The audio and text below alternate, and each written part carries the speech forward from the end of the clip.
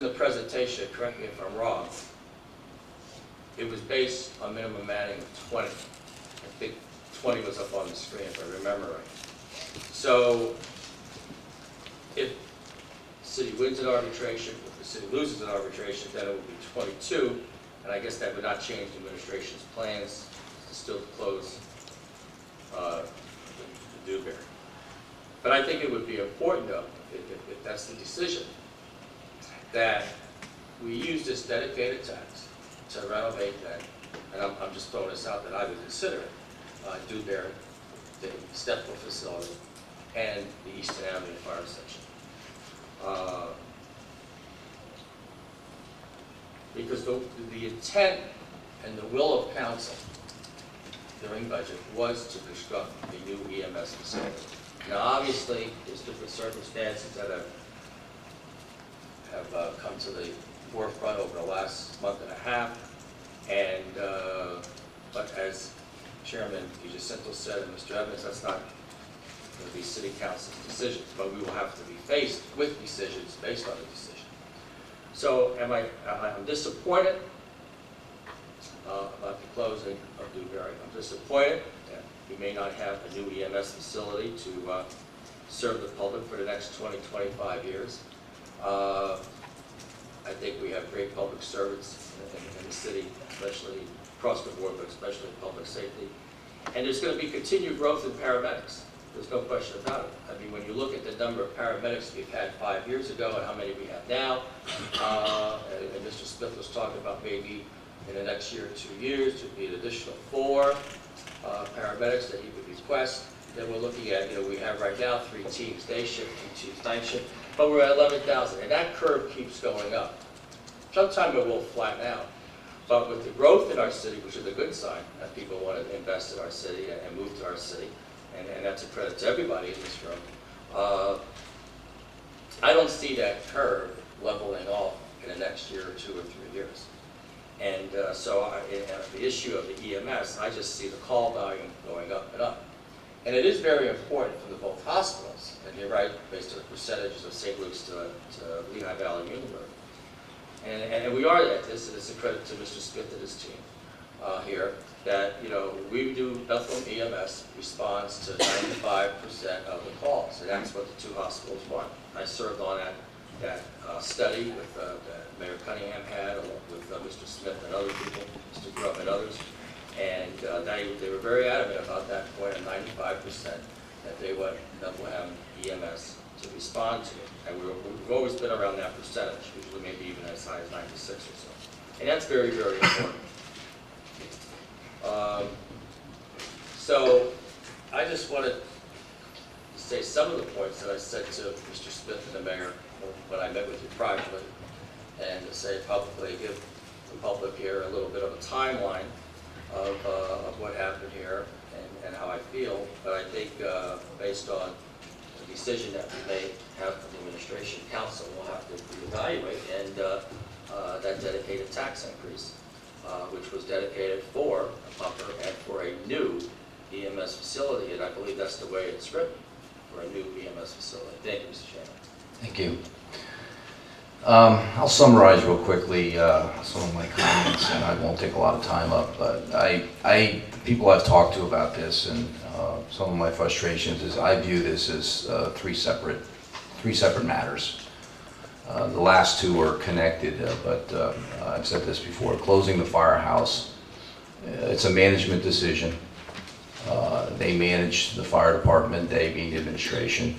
They know best. Public safety should be the first concern, the number 1 concern in making that decision. Yes, the financials do come into play. I'd be wrong if I didn't say that. I've been extremely frustrated, as I mentioned during the budget period last year. I'm the one who brought up the overtime, the runaway overtime. It was my first time I really saw it. And I know it's happening again this year. And I also believe, while those decisions I mentioned earlier are management decisions, so is the control of overtime and sick leave. I really do believe that that's a management issue. The part that's frustrated me the most has been the timing of this. Mr. Don just alluded to this. you know, we struggled last year in the budget. We borrowed some money, we spent it right away, then we went back to borrow some more money. Talked about during the budget period, and Mr. Evans primarily reached out and said, hey, look, you know, here's some specific applications for some tax money. And I also agree that, you know, I wish we had had some of this discussion last year. We may not be even here tonight talking about this if we had this discussion last year. And the timing of perhaps the newspaper articles and such has bothered me, because I really do believe that for anything else to happen, you have to understand what your manning situation is going to be in order to formulate a plan and come out with, you know, a comment that you're going to close a fire station. That's my opinion, but that's the first decision. And secondly, the next one behind that. Let me just add on to the fire station comment. I said this to Mr. Kelly. We were talking in the hallway after a council meeting one night. I would like to understand, I'd like for someone to explain to me, I've heard tonight about why we close a fire station. Forget the financial part of it. Just, you know, I saw the maps, I saw the coverage, I saw the timing. I'd like to know what it's going to take to open up a new fire station. What's going to motivate us as a city to build a new fire station? Because we do talk about economic growth, we talk about building on the southeast part of town. You know, what is the driving factor on building a new fire station? Because if this city truly is growing and we're developing new buildings and developing new companies that are coming in here, and we do have a spot that I think was pointed out up on the map, you know, I'd like to know also what drives the building of a new fire company somewhere else in the city. And if it's not necessary to build one, tell me why not. But that's for another day. I think on the EMS, one of the first things I did as a council person, I went in to see the EMS building on Stefco. I was convinced from the get-go that there was a new EMS facility was needed. It's in bad shape.